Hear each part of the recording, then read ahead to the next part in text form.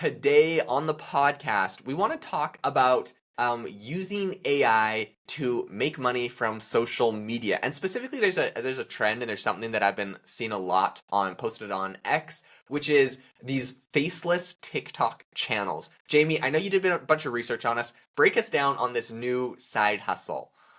Yeah, so because of how TikTok works and the fact that you're randomly shown content, or at least at the start, and then it kind of curates the content to what you're interested in. Um, there's this whole new world out there with TikTok Shop, and so basically people are able to generate affiliate income through creating content on TikTok. So there's a lot more financial incentive to doing so than there used to be. Compare that with the developments in AI video, and you have a recipe for passive income, or at least income where you don't have to show your face and be a traditional content creator. So there's some really cool stuff out there. Jaden, what types of tools are you seeing? What types of things are you seeing out there? I have a couple of my own things I've been seeing, but what have you been seeing as far as all this goes? So, okay, I want to break down the process that I've looked at so far because I think it's interesting and I think a lot of people might be interested in it. But essentially, there's tools where you pick like what the background video is, and they have a bunch of different options where it's just like you've probably seen the videos like someone's talking, but in the background there's like those like satisfying like videos of someone like chopping up like sand, or like there's just like those like funny like satisfying videos, or like someone playing like a video game, or like some sort of like b-roll of like luxury cars or something. So anyways, Yeah. whatever you kind of pick like some b-roll style that works for you. This one tool in particular that I've seen, and then you go over and you pick a feed on Reddit, and it's going to take like stories from that Reddit feed, run them through ChatGPT to reword them essentially, or just create its own in like the style of ones from those, and then it will use an AI to voice over that, put the whole thing together as a package on YouTube and post it. So essentially, automatically post it. So essentially, you're creating TikTok. So essentially, you're creating a TikTok channel that is just like these like interesting stories with like viral videos in the background and an AI voiceover reading them. And some of them are getting really popular. There's a number of people that I've seen that are making like someone made like $9,000 in the last 6 months on one. So I think they're making like $80 a day or something with one of these faceless TikToks. Uh, That's a crazy amount of money on TikTok, because that's just based on ad revenue, right? That's not affiliates or yeah, anything. That's just ad. That's got to be like millions upon millions of views. yeah.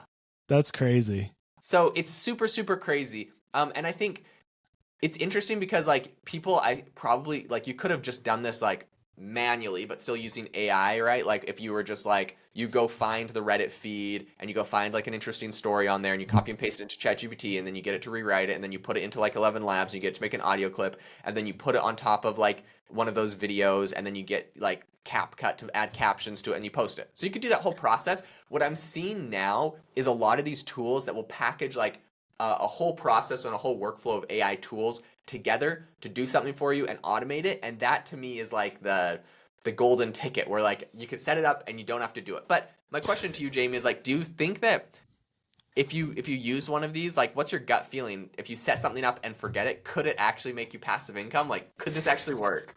Yeah, I mean, I think in the short term it could. So, I mean, you bring up a great point. By if you're doing all that manually, it's still gonna be hardly worth it, because think about all those processes you're gonna have to do, uploading different things, even sourcing the text.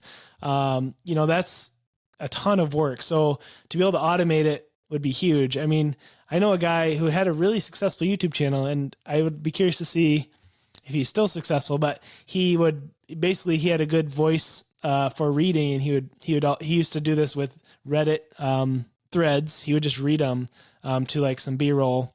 But now that you have ChatGPT and 11 Labs to replicate your voice, you can totally get rid of all that. The problem is with all this is that there's going to be more and more noise out there. So Yep. I think in the short term, I think you could be successful if you can have AI create 20 to 30 pieces of content for you a day to post.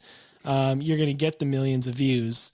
But I think especially at some point TikTok is going to have to moderate and be like, and distinguish that type of content. And probably I would guess their algorithm stops showing it as much because it's not, people are going to eventually, if everything they swipe to is one of those Reddit threads, they're going to not be on TikTok anymore, So, Yeah. So my thinking on this is that TikTok doesn't actually have to do any moderation because, so YouTube, for example, or Google, sorry, they had a stance at the beginning of last year where they were like, okay, AI generated content, we're gonna like demote it in the search algorithm, and so everyone was using like tools to like take their ChatGPT outputs and spit them through like these word spinners so that like it wasn't AI detectable anymore.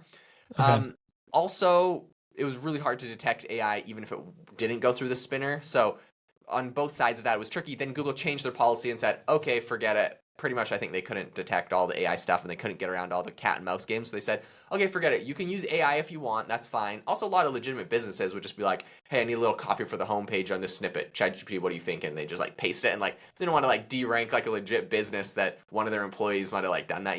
So in any case, they said, okay, fine. You can use AI, but our policy is the same, which is good quality content will rank, poor quality content won't rank. And how they determine that is how long someone stays on the content for, like a web page or whatever. I think we're going to see the same thing with TikTok and a lot of these video places, the same policy where they probably won't have an anti-AI policy. It's just going to be whatever goes viral. And if literally for some reason every piece of content that went viral was like these AI generated ones, I think they'd still push a lot of them because that's just what, but like at the end of the day, I personally don't love only watching those AI ones. Like I want to see a real person at a real place doing something interesting. And TikTok's algorithm is like, they mix up like a whole bunch of like interesting topics that aren't all the exact same.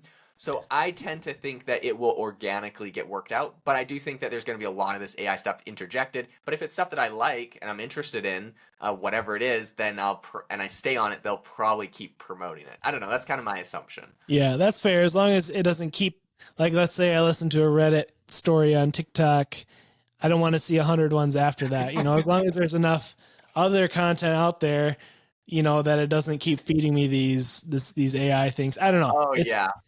It's No, I think interesting you make for a sure. great point. Whereas like, if you're on TikTok or anything, you have to be so careful, like, because if you watch a full video through, you just have to like be prepared to know that like you're gonna get 10 more like that in the next like Yeah. 10 minutes or whatever.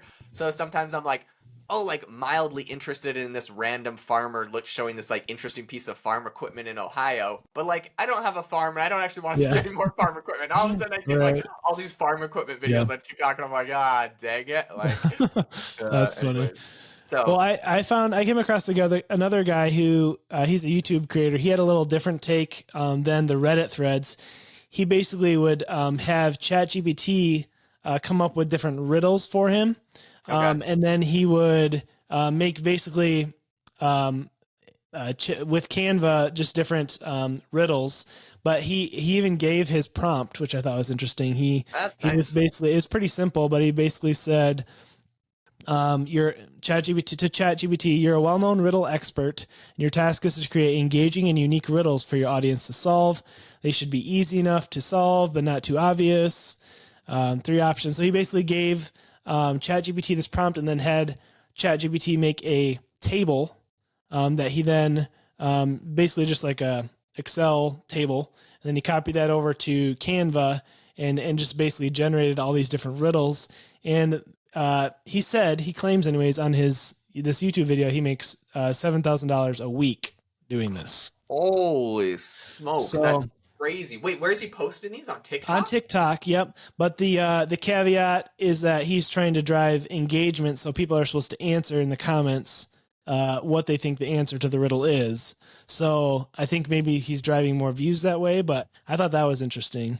Dude, that is crazy. I think anytime you can automate like some of the brain power for your content, like something like that, yeah, the riddles on TikTok, that sounds like a no-brainer. What I do think though is interesting is he's using AI, but it's also still like him and his voice. And also the other one you mentioned where they were like someone with a good voice reading like Reddit feeds, like it was like their own voice. For those that don't know, when I first asked Jamie if he wanted to do a podcast with me, he was like, sure, I'm just gonna make a Hey Gen profile and link it to ChatGPT and you can just talk to that instead. And I was like, no, Jamie, I need you, the real person. So you guys are lucky I didn't let him get away with it.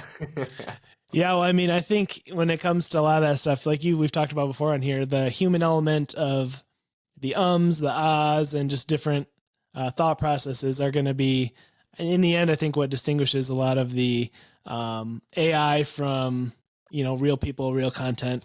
And I think this should have gone on our predictions podcast we did, but I think in 2024, live streaming is going to become a lot more popular because it's almost like the last frontier of AI because it's not as fakeable. So yes, that's a great point. Now, what I will say though is I've been seeing some very interesting things. Okay, wait, I want to give a quick shout out. The tool that I was talking about is called faceless.video. Not sponsored. I've seen them sponsor a bunch of stuff, so there's a free plug for them. Happy birthday.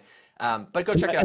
Is that the one that does the Reddit? It pulls all the stuff together from Reddit? Yeah, the Reddit ones. It's paid, but like go look at their website if you're interested in this because it's just to see how they do their process. It's interesting. Okay, but what I did want to say was it's going to be a lot more difficult to distinguish what's AI generated in the future. I think people are going to get more tricky with it. Something I've been seeing a lot on X, a lot of posts about.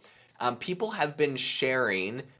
Essentially, there's a new prompt that they're using with Midjourney to make things look like they are like not AI generated. And what it is, the prompt essentially, I'll give it to you. It's something like, this is roughly speaking, it's something like phone picture, not like no one. Oh my gosh, I gotta find the prompt for it. Okay, but anyways, long story short, I'll find the prompt and I'll tell you guys in a minute. But it's pretty much people are it just looks like it's like they're telling it to make a photo that looks like it just came off of your camera roll. So it's not like like coffee shop with girl and boy and this cup of coffee and steam rising off of it. That's gonna make a really like pretty picture that it's kind of like obvious it's AI generated. They figured out a way with Midjourney V6 to make it literally just look like someone just took like a picture with their phone. It's not high quality, nothing's fancy about it. It looks like a phone picture. It's so hard for me to tell these things are not AI generated. Yeah, that's interesting because I know that we've talked about AI influencers and the rise of those recently. The problem was like all the pictures and video of them look very produced. So it looks like, a camera crew is following them around with high-end cameras, but that's not really it doesn't look real, like people want. But yeah, if it could replicate like a cell phone kind of low budget, lo-fi camera, a little, back of a phone camera, that's pretty impressive. Yeah, it's super, super crazy.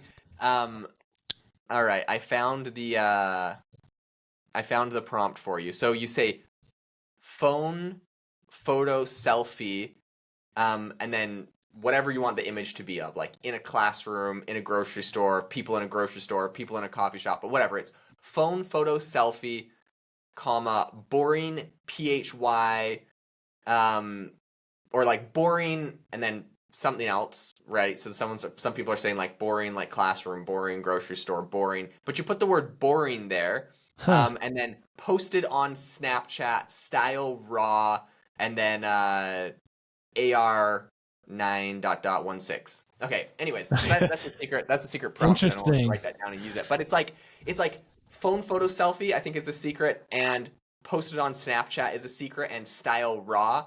And and these literally just look like boring pictures that someone took. But I'm like looking through the photos and being like, oh my gosh, these would be like perfect if you want to embed photos on your website and just make it look like, if you want to make AI generated stuff look not AI generated, this is the style to go for, and it's perfect. So it just kind of got my wheels turning. Like, it's going to be a lot harder to detect this AI stuff in the future. Yeah, and with Pika Labs, I'm sure there'll be some kind of command out there eventually too, a prompt that will get it to look not as produced as well. So that's interesting to see where that'll go for sure. Yeah, it's going to be crazy. But, I think this is just an interesting area to look at and to talk about, because as I think AI goes into more different niches and areas, there's going to be so many different businesses and so many different opportunities to automate your social media, whether that's posting on Twitter or creating videos and TikToks and whatever. And I think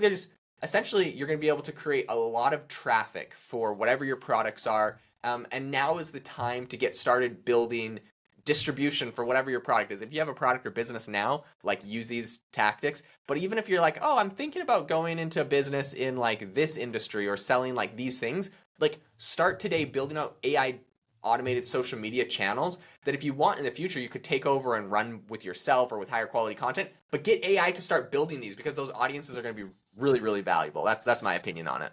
Yeah, I mean, I think you bring up a great point because on this channel we love talking about side hustles, ways to make money with AI, but at the end of the day, we always end up talking about the marketing side and the social media side a lot of times too.